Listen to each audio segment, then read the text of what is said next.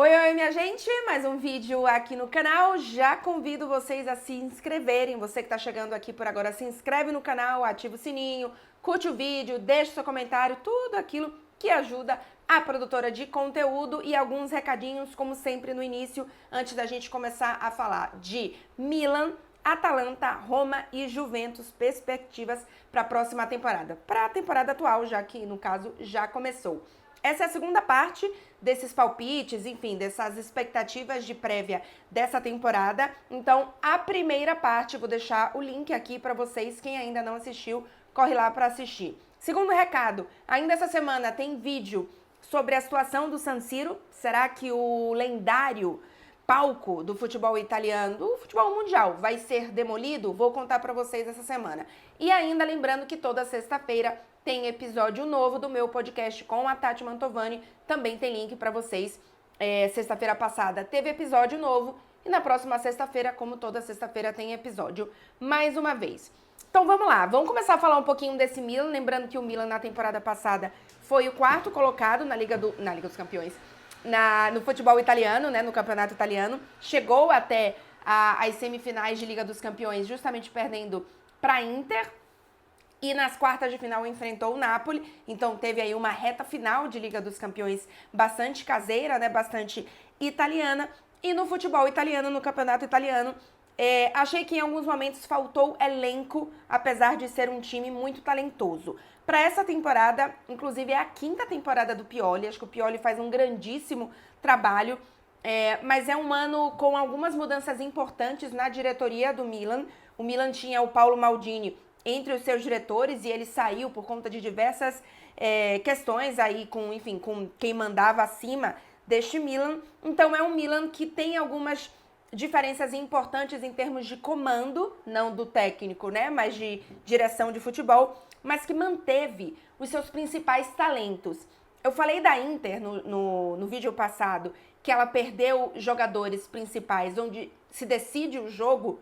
O Milan não perdeu seus jogadores principais onde o jogo é decidido. Não perdeu o seu goleiro, Mike Maignan, que pra mim, repito, tá no top 3 da temporada passada, junto com o Onana, que foi um dos jogadores que a Inter perdeu. E lá na frente não perdeu o Giroud e não perdeu o Rafael Leão. Claro que o Giroud é um jogador que já tem uma idade mais avançada, já começou fazendo gol também nessa temporada, mas não é um jogador que, na teoria, estará presente em todas as partidas, pensando no Milan, que estará em Campeonato Italiano, em Copa Itália e também em Liga dos Campeões. Mas ainda assim, é um jogador que se manteve. O Ibrahimovic é uma das saídas deste Milan, se aposentou, mas não foi um jogador que esteve presente durante boa parte da temporada por conta de lesões. Então não é um jogador que a saída vai fazer tanta diferença. E claro, a manutenção do Rafael Leão, que é um jogador que a cada ano tá evoluindo muito e que é um jogador pra gente ficar muito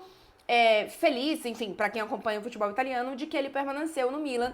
E acho que é um jogador, sem dúvida, que pode ajudar demais essa equipe. E além disso, o Milan também manteve o Theo Hernandes, que é um dos jogadores que mais cria e que mais movimenta o time em campo. Perdeu o Tonali, é verdade, mas ao menos não perdeu um jogador onde o jogo é decidido, repito isso. Então, é um Milan que tem mudanças, mas que trouxe outros jogadores importantes. Já vou trazer aqui alguns desses nomes. Então eu acho que é um Milan que vem mais forte no papel do que o Milan da temporada passada. Claro que a gente precisa que esses jogadores que estão chegando se encaixem, porque são jogadores de cultura muito diferente, e aí, obviamente, de futebolística, né?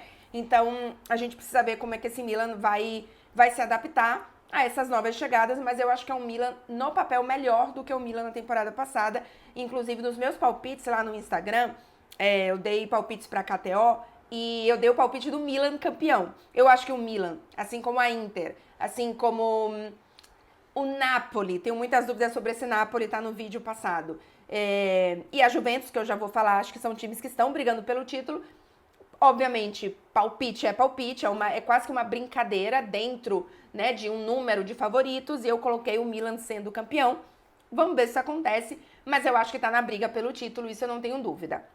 O Milan trouxe alguns destaques aqui, tá? Repetindo, não tô trazendo o mercado completo, tô trazendo alguns jogadores que eu acho que vão brigar mais ou serem titulares e que fazem mais sentido serem destaque no vídeo. O Chukwueze, que veio do Villarreal, que eu acho que é muito bom jogador para vir para esse Milan. O Pulisic, que já chegou fazendo uma belíssima grande partida, uma belíssima estreia.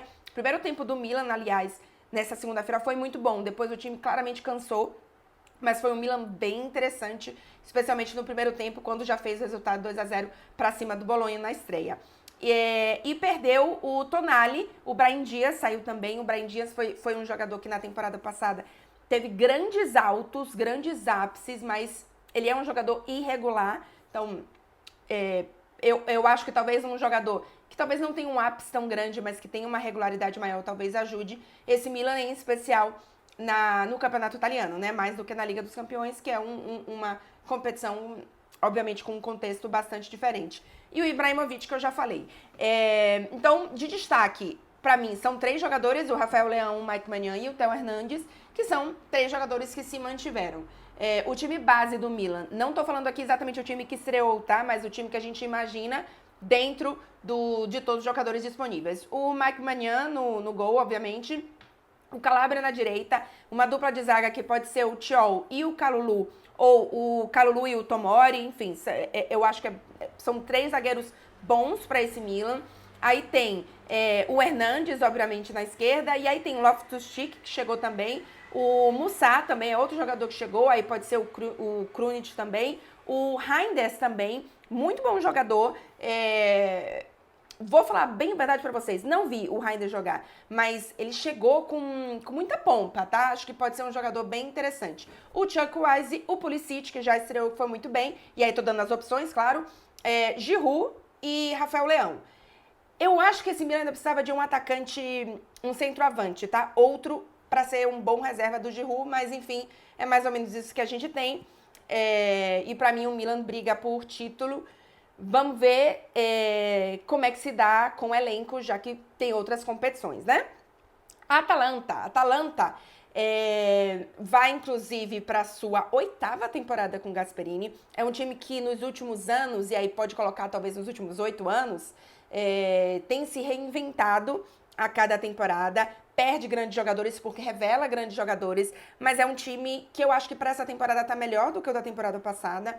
O objetivo é brigar de novo por competições europeias, né, em geral, mas não vai me surpreender se tirar, por exemplo, uma vaga, não sei, de uma Roma, de uma Lazio, na próxima Liga dos Campeões, tá? De olho nessa Atalanta. É um time que perdeu, tá anotado aqui bonitinho pra não esquecer, o Højlund, que foi pro United, de olho nele, hein? Vamos ficar de olho nele. Um centroavante jovem, bem interessante, que agora foi pro United, mas muito jovem ainda, então muita calma nessa hora. Perdeu também o Melli e o Boga, então de principal assim.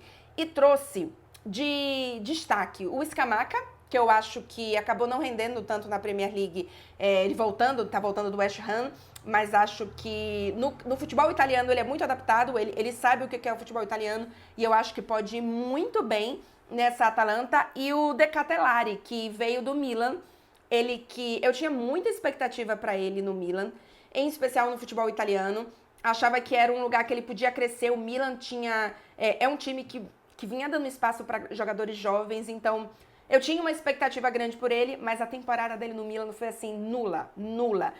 A sensação que toda vez que ele entrava em campo, ele estava aterrorizado com tudo. Com a bola, com os zagueiros, com o gol, ele estava aterrorizado. E acho que agora novos ares, num clube com menos pressão, ele já marcou finalmente na estreia da Atalanta na temporada. Então eu acho que vai fazer muito bem pra ele.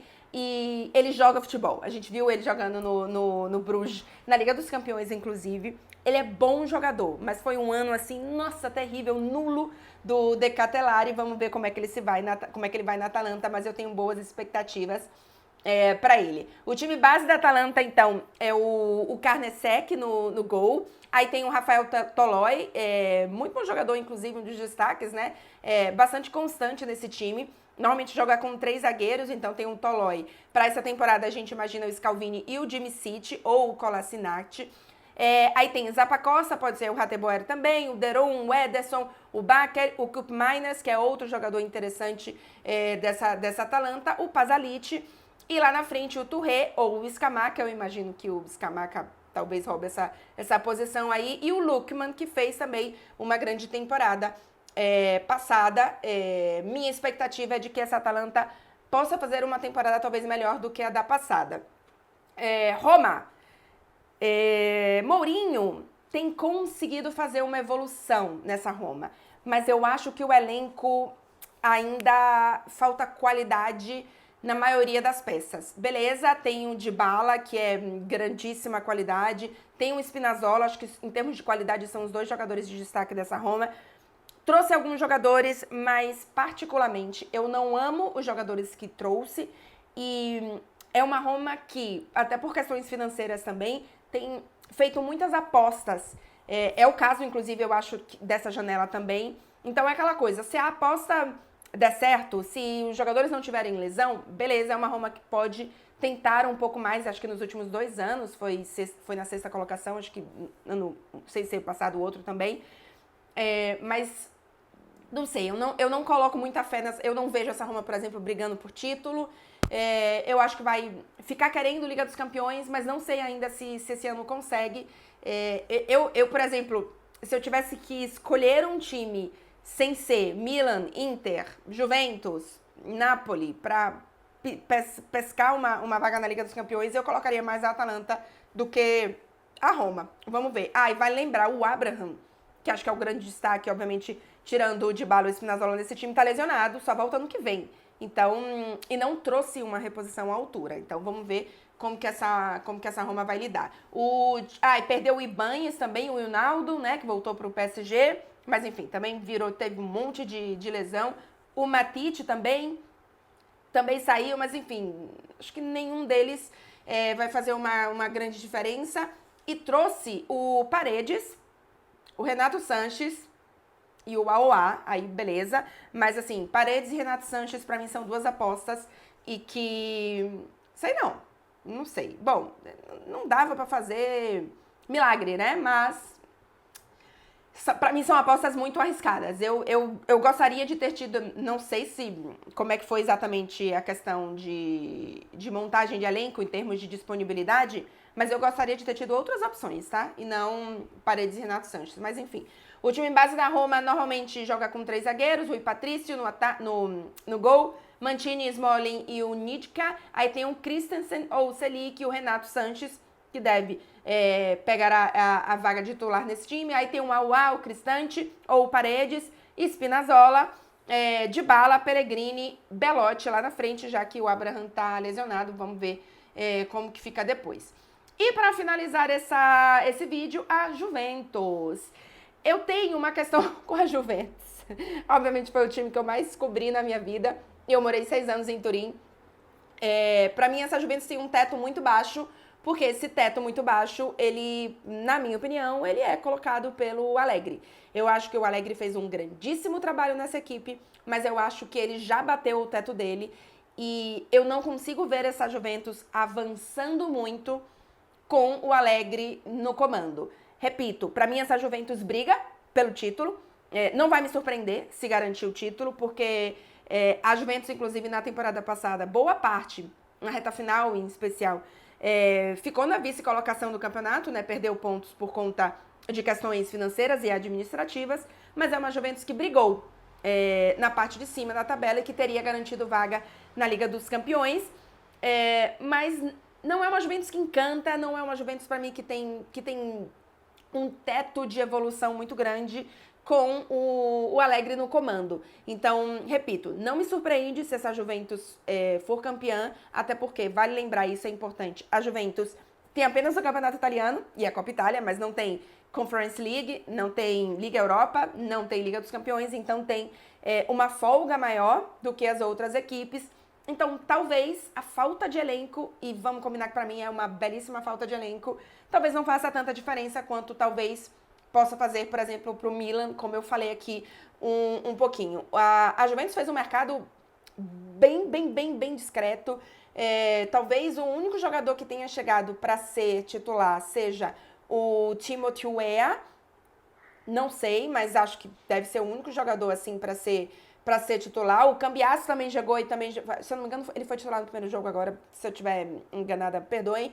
Mas não é um jogador, vamos combinar, beleza, esse time aqui vai brigar por título e depois sonhar com Liga dos Campeões. Nem seja no caso na temporada que vem. Não acredito. Perdeu o Di Maria, que era um dos poucos momentos de beleza, de brilho dessa Juventus. O Quadrado, mas que já era um jogador que já não era tão constante assim no time e que eu acho que já errava muito, enfim. Eu entendo que para os torcedores da Juventus é bem complicado ver ele na Inter, mas eu acho que o ciclo dele tinha acabado na Juventus. E, obviamente, o Paredes, que saiu e que voltou para o PSG e foi para Roma, né? Que, vamos combinar, um jogador nulo nessa Juventus. O time base da Juventus, não necessariamente o que fez a estreia, é mais ou menos o seguinte: Chesney no gol, Gatti. O Alexandro jogou no último jogo mais como zagueiro, mas o Gatti, o Bremer, o Danilo, o Alexandro, o Bremer, Danilo, enfim, pode ter alguma mudança por aí. O Weah, o Fagioli ou o Miretti, o Pogba, que vamos lembrar ainda está na Juventus, Locatelli, Rabiot e Kostic. O Kostic, inclusive, nem jogou na primeira partida, acho que foi o Cambiasso no lugar dele. Lá na frente, Chiesa e Vlahovic. O Chiesa talvez seja a primeira temporada depois da lesão que ele de fato comece em forma, né? Porque ele teve a lesão em dezembro do 2020, do outro ano. Não, em janeiro. Ele voltou em dezembro de 2022, é isso. Mas teve outras lesões, enfim, ainda não foi exatamente uma evolução muito boa da lesão, da volta da lesão, da recuperação. Então, acho que agora pode ser a grande temporada do Chiesa. E o Vlahovic, que eu gosto muito do Vlahovic, eu acho que ele é um jogadoraço, mas repito, pra mim o Allegri tem limitações nessa equipe. Eu já falei isso aqui não em outros vídeos, porque o canal é novo, então se inscreve, inclusive, se você é novo por aqui. Mas eu já falei isso em programas da TNT, enfim, em outros momentos. O Allegri não é um técnico que melhora jogadores, ele é um técnico que, com as peças corretas, ele é muito inteligente taticamente e ele consegue montar equipes muito competitivas. Quando a Allegri voltou, eu falei, olha, não sei se a Juventus vai jogar melhor, mas ela vai ser mais competitiva. E ela foi no campeonato italiano. Teve uma questão administrativa financeira que ela não garantiu vaga para a Liga dos Campeões, mas ela teria terminado com vaga na Liga dos Campeões. Então, eu acho que é uma Juventus que vai competir, mas o Allegri não é um técnico que melhora a individualidade de jogadores. Ele nunca fez isso na carreira inteira. Ele não fez isso na Juventus, ele não fez isso em outros momentos, em outros times. Ele montava equipes coletivas muito boas, mas ele não melhorava jogadores. Para mim, a minha maior crítica é como que o Allegri não conseguiu usar o Dybala. E assim, beleza, na seleção argentina o Dybala vai pro banco porque ele joga mais ou menos na mesma posição do Messi. Mas na Juventus, não. Na Juventus ele tinha que ser titular e o Allegri, pra mim, não soube melhorar, não soube usar a individualidade do Dybala. Então eu acho que o Vlahovic sofre um pouco com isso. Eu acho que o Chiesa já sofreu com isso na mão do Allegri. Eu espero que ele sofra menos nessa temporada, mas ainda assim, não sei. Então é isso. Pra mim, não será surpresa se a Juventus vencer, especialmente por isso. É competitiva. Aliás, o primeiro jogo da Juventus foi bom, tá? Foi até bonito. O Chiesa até falou, esse é futebol moderno e tal. Vamos ver até quanto que o Allegri vai deixar, brincadeira. Mas tem isso, né, de não jogar competições europeias. Então é isso. Se inscreve no canal se não se inscreveu ainda. Curte esse vídeo, deixa aqui os seus comentários. Quem você acha que vai ser campeão do campeonato italiano? Concorda comigo? Discorda? Não tem problema, manda pra mim seus comentários. Lembrando que essa semana ainda tem vídeo sobre a situação do San Siro. Vou contar pra vocês. Será que o San Siro vai ser realmente demolido? Vou contar pra vocês. Então é isso, gente. O vídeo ficou quase 20 minutos, ficou grande. Não era a minha intenção. Mas enfim, hoje foram 4 times. Lembrando, se você ainda não assistiu a primeira parte da prévia das expectativas pro campeonato italiano, corre lá, porque tem sobre Napoli, Lazio e Inter, os 3 primeiros colocados da temporada passada. É isso, gente. Até o próximo vídeo. Beijos, valeu!